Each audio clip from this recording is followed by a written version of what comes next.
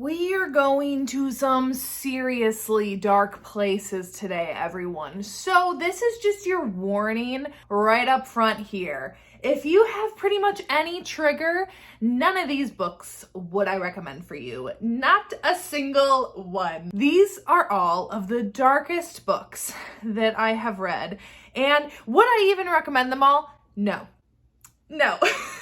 I would not recommend all these books. I will let you know which ones I would recommend, but unless if I specify that I would recommend them, just know, no, I couldn't even in good faith recommend these books. And there's one in particular that I just wish I had never read. I wish it could just be permanently erased from my brain. Today's video is in collaboration with Temecka, and I am so excited to see her list of books because Temecka reads, like, we both read a lot of dark romance, but she even reads like horror and stuff. So I'm really excited to hear like what kind of messed up dark books she's read and like what some of her darkest books would be. Make sure that you go check out Temecka's video after you're done with this one. I'll make sure to link her channel down below, and also while you're over there, make sure that you comment, like, subscribe. Temecka was one of the first ever people that when I started BookTube that like started interacting with me and that I started chatting with. She's always like so nice and so welcoming. I love chatting with Temecka, and just make sure that you go and check out her video as well because I know she's gonna pull it through.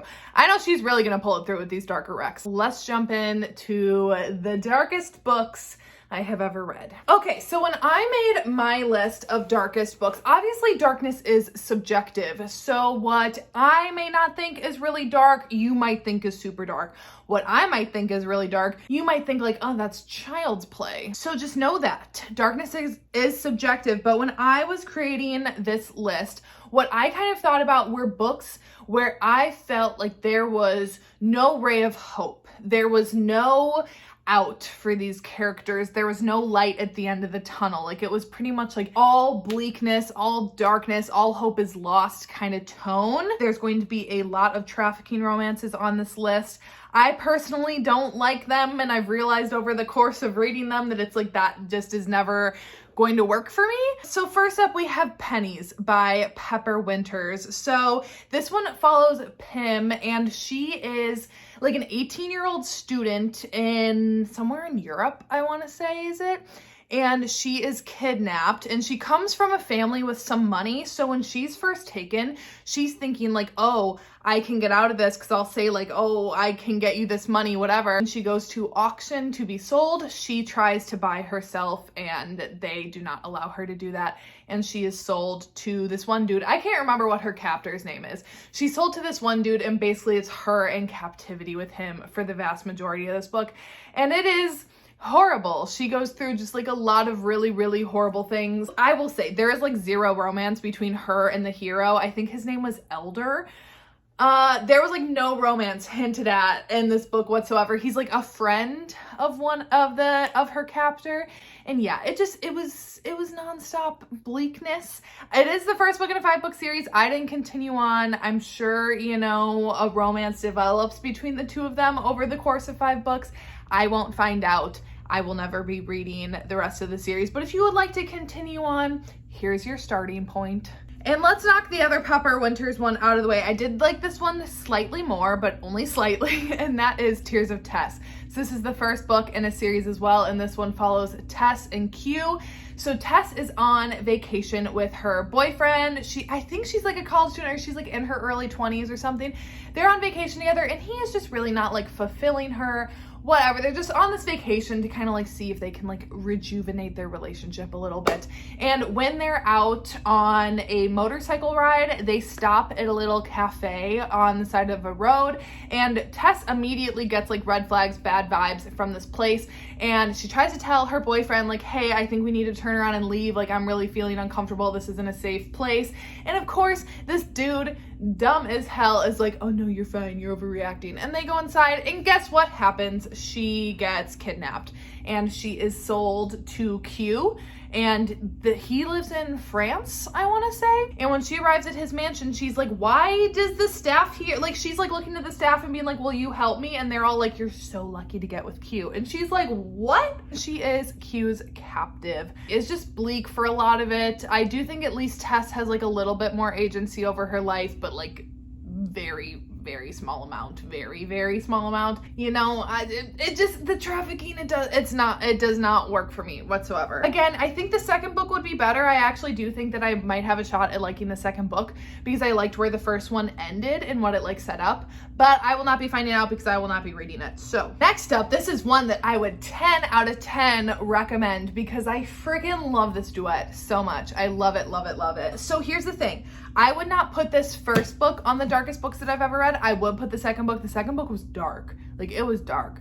But you do have to read the first one in order to get to that one. So Haunting Adeline by H.G. Carlton. This is the first book in the cat and mouse duet. Haunting Adeline is the one that belongs on this list, but you do have to start with Haunting Adeline. And it's still dark, don't get me wrong. It's just nowhere near the degree of darkness that the second book is. So this one follows Adeline and Zaid. And Adeline's grandmother dies and she leaves this manor, this kind of like spooky little manor in the middle of the woods. She's a writer and she like just enjoys the vibes of it. Out in the middle of nowhere, you know, like pretty solitary, kind of like spooky a little bit. Like there's maybe like some ghosties, but like friendly ghosties in it. And she's enjoying her time until she starts seeing this man standing outside of her house looking at her. And she's like, excuse me, who are you? And then when this man starts like breaking in and like leaving little things around, she's like, excuse me. And she installs a security system. She's like, she makes the steps to keep him away. But little does she know that the security system that she just installed, the man who is stalking her owns that security company and can just bypass right past it. And that is Zaid. He, you know, he's determined. He's a determined fellow. So this first book is dark, obviously, like stalker, definitely like hate to love. I literally cannot really say anything about book 2 without giving away spoilers, but I will just say that Zaid is involved in the dark web and like taking down people in the dark web. And as he and Adeline are together, you know, she gets pulled into that a little bit. But I personally liked the second book better, actually. It takes them both to some pretty dark places, but it's like revengey. I don't know. So good. And I love this duet. Highly recommend. Next up, the book that I wish I could just erase from my brain. So I read this book for my Banned Forbidden Taboo Part 2 reading vlog. I can link that down below. R.I.P. by Charity B. So this one follows Malachi and Adriel, and they are brother and sister. So right there, you get that. But like I Forbidden by Tabitha Suzuma is one of my favorite books, so that's not even the portion of this that bothered me. But so yeah, their parents, they believe that they hear like a spiritual being, like I don't know if it's God, I can't remember, but they believe that a spirit is telling them who is evil and who they need to kill, and that they are carrying out these kills for the good of people. So her parents kill them and they run like a funeral home so that way they can like dispose of the bodies really easily. So Malachi and Adriel, when they reach a certain age, their parents pull them into the family business where they kill people.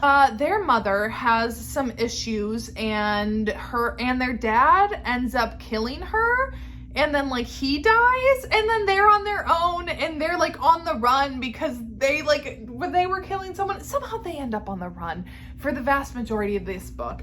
And it's just, it's so graphic, it's so gory.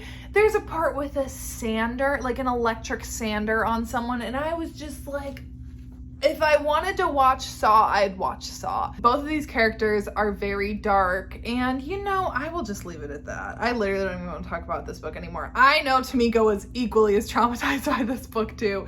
So, yeah, I want to move on from it. Oh, this one, I was so torn on my rating for this book. I just recently read it, so I haven't even talked about it yet. I'll talk about it more in my wrap up at the end of the month. But I read 24690 by A.A. Dark. So this is the first book in a series as well. And this one, I sat on this for so long because I was like, I truly don't know what to rate this. I don't know if I liked it. I don't know if I hated it. Like, I couldn't tell. So this one follows 24690, aka Everly. And she, when she was younger, she was from a pretty prominent family, but she was kidnapped and taken to this secret place in our society. So this book takes place in our society, and there is, what is it called? Whitlock. So it's this place where billionaires, politicians, actors, famous people with a lot of money can pay to go to this place in a rural mountain area in our country and buy slaves and do whatever they want with them. So it's all like women, you know, like buying women. Everly has had an owner for a while, but then right at the beginning of this book, he is murdered, and she is now she's going to be up for auction. And she's really looking to Bram, who is the head of Whitlock. She's looking to him to kind of like protect her. She's into Bram. They have like a bit of a history that you learn about, and Bram, as much as he wants her, he also is like, I can't have her, because he's like, I can't have these feelings that I'm having when I'm like in this position of power and running this place. He's like, who can I give her to? So he's like, maybe I'll give her to, or like try to help my best friend West and like second in command get ownership of Everly. But there's so much more to the story, but I do think you kind of just need to like watch it unfold. It's wild. The world though is dark. Like this place is dark. And I think it's even creepier because there are times when Everly's like taken off property and she's like in the real world, and you like hear about these like famous people, or some of the women here that like, oh, this like famous movie star is here for the auction, I hope I go to him. Not far-fetched, but also far-fetched. It's like it messes with your mind. But here's the thing with this one, that I actually would recommend this one if you are in for like a dark book. And the reason is that this one, at least Everly, has some agency over herself. Even in the bleakest of circumstances, when you think that like things can't get any worse for her, she is an actual player in this game with these men and these circumstances and the things that she does to survive and the fight that she has. It's like captivating. And the end of this book like kind of blew my mind a little bit, and I was like, what? So I actually do think I want to continue on with this series, that even though I don't like these kinds of books where like the women are taken and sold and such, I think because this like world is interesting, but then also the twists and Everly's strength of character, I really actually did end up liking it. I think I ended up giving it 3 stars. I do think that when I'm in the mood for a dark book, I will continue, because I'm anxious to see how Everly is going to navigate what happened at the end. I don't know. Okay, next up. This is one that I'm reading, that I read for my Forbidden and Taboo Part 3 reading vlog that I have been working on for months. I just haven't read the last 2 books in it. I haven't felt like it. That is Tortured Whispers by Danielle James. So I haven't really talked about this book that much. When that vlog goes up, you'll be able to hear my full thoughts on it. So this one, I will say, isn't like the darkest of dark, because of like, it doesn't have any of the like trafficking, captive, stalker, gory murder kind of vibes that the other books that I just talked about have. However, this one I did put on this list because it is just bleak mentally. So this one follows Brooklyn and Caesar, and Brooklyn is a high school senior. She has just really always struggled with her mental health, and the way that Danielle James writes it, you really do just like kind of get sucked into that like depressive episode mindset, and she self-harms, and it's like on page, so like that's just heavy. Like Brooklyn's character just feels heavy. It just always feels like she just has like stuff on her shoulders weighing her down, and she's never able to like kind of catch a break. So that is kind of why I included this book, and it's extremely taboo between Brooklyn and her uncle Caesar. So yeah, there's that aspect to it as well. For he has never really been around at all. It's not like he was like around when she was growing up, but he does, is he getting a divorce, or like he's moving for a new job or something, and he ends up moving in with Brooklyn and her dad, so that way he has a place to stay while he's like house hunting and such. And he's a therapist, and he's warned Brooklyn's dad, like when he used to confide in him about the issues that Brooklyn was having, he was like, you need to take her and to like talk to someone, and her dad just kind of never did. Anyways, and Caesar really tries to like at first help her out, and then their romance develops, whatever from there. But yeah, it's dark. I would say this one is just really dark mentally. Okay. Oh, I have this one. I didn't bring it in here. Well, now I'm too lazy to walk to my living room and get it. That is Satan's Affair by H.D. Carlton. So it does fit into the world with the cat and mouse duet. So I read it before I read Haunting Adeline. You definitely can. I don't think you have to read it before you read Haunting Adeline. However, definitely read Satan's Affair before Hunting Adeline. So you could definitely like read this, then read that, and then Hunting Adeline, or you could read this before you even jump into the duet. But I highly, highly recommend reading it before Hunting Adeline, book 2 in that duet, because you do see Sibby making an appearance in there. And you do see Zaid making an appearance in here as well, but Sibby's more of a prominent character in the second book in the duet. So this one follows Sibby, and it's short. It's like a novella. It's this dark circus vibes. And Sibby, she came from a cult, and that's all I'll say. We don't really get a ton of her backstory yet. I think we're definitely going to get a lot of that. She is getting her own book. H.D. Carlton did confirm that Sibby is getting her own story, and I am excited for that. So you don't really know a whole lot about her backstory except that she escaped from a cult, and now she lives in a haunted house that travels with a circus, and she believes that she can smell evil on people. So when people walk through her haunted house, some people smell like flowers, some people smell like good floral perfumey scents, and some people smell like rotting garbage. And that is her sign that she needs to rid the world of them. And she and her henchmen, it's a reverse harem, her henchmen, they kill these men that come through. It's mostly men. They come through this haunted house. It's gory, okay? It's gory. It's dark. It's not like the darkest of circumstances, I guess, but it's just creepy. The goriness of it is really, honestly, I think why it belongs on this list, because for me, I don't like goriness. And when there is that tends to always, I feel like, be darker. I'm excited for her book, but this personally, I didn't necessarily love. I didn't hate it, but I didn't love it either. But I do think it'll be important moving forward. And it is a good look into Sibby and kind of like her mindset before you read Hunting Adeline. Next up, we have Enslaved by Marissa Honeycutt. So this is the first book in the Life of Anna series. That's 5 books. So this one follows Anna, obviously. And she, I can't remember. I know I went on like a rant in my wrap up talking about this video, but I can't exactly remember her circumstances, how it starts out.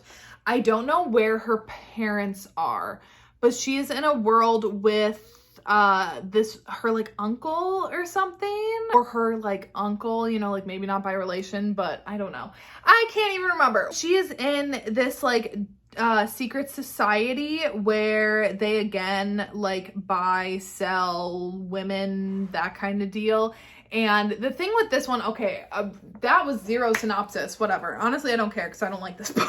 But with this one, the thing about it that's so bleak is that there's no person that has good motives when it comes to Anna. Every single person that comes into her life is coming in to manipulate, hurt her, use her, that kind of deal. Every ray of light you think she may has gets like squashed out.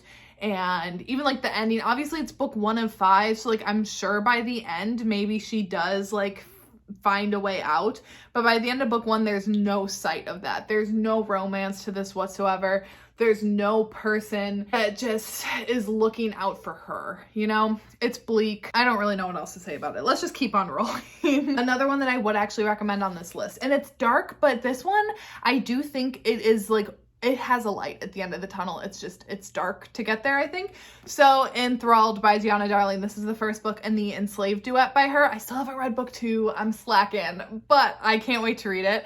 This one follows Cosima and Alexander. So Cosima's she's the oldest daughter, and her father is in the mafia.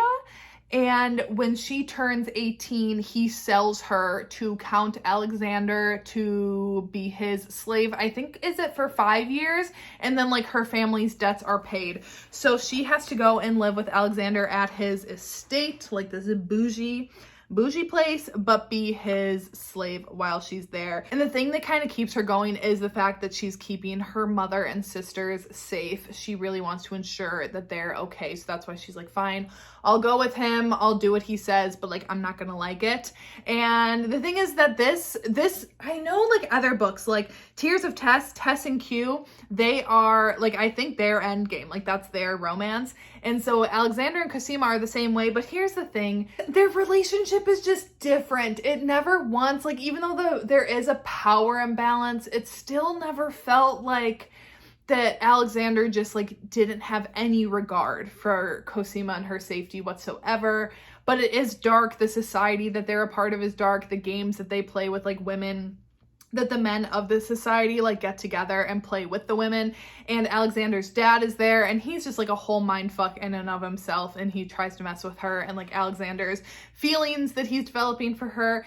So yeah, it's definitely dark. There is like dubcon in this, obviously, but I will say that I buy the actual love between these two that I don't buy in a lot of the other books that I've been talking about. So I would say that this one is not the darkest of the dark. It's still definitely really dark, but I would highly recommend this one still. And lastly, Captive in the Dark by CJ Roberts. So this one follows Caleb and Olivia. So Caleb, actually, when he was younger, he was taken and trained, you know, to be sold. And he is wanting revenge on the men who took him. And the only way that he can kind of thinks that he can get closer to that is by now working for another like person in the game, you know, in the business.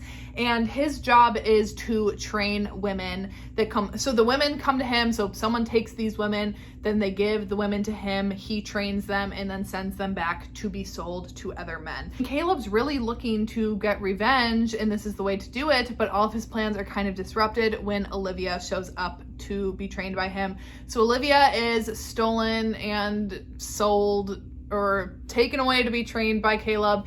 And she obviously is very resistant, and so they're supposed to have a romance. I didn't feel any sort of attraction between the two of them. I didn't feel any like emotions between the two of them. I think it's supposed to be there. I never felt it. That's why I personally don't like this one. So yeah, again, I don't like it and I don't feel like talking about it anymore. So yeah, that's that one. All right, I really started to slack off at the end with some of those, but literally I can't remember anything about Enslaved. I'm completely blanking about that book. That's why I'm starting to keep like summaries of books that I've read, because some of them just start to like blend together, and even though I only read that last summer, it's like out of my brain already. So that is it for today's video. Make sure you go check out Temecka's channel for her video and for more recommendations from her. That is it for today. Next week, I will have my September TBR and August wrap up. And after that, we got some other fun videos to look forward to in September. So anyways, that is it for today, and I will see you when I see ya.